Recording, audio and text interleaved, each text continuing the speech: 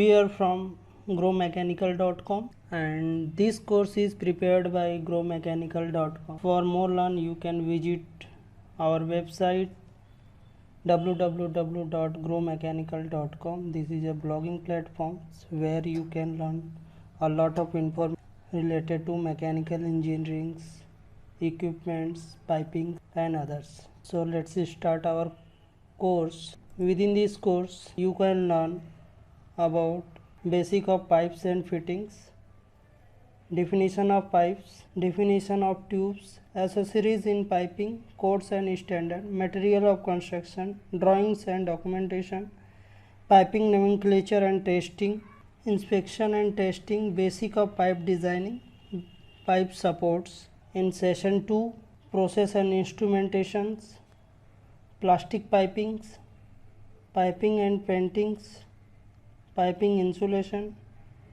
piping symbols, piping fabrication, piping photos, failures mechanism, codes consideration for design, material selection, fabricated tees and reinforcement, piping flexibilities analysis and so on.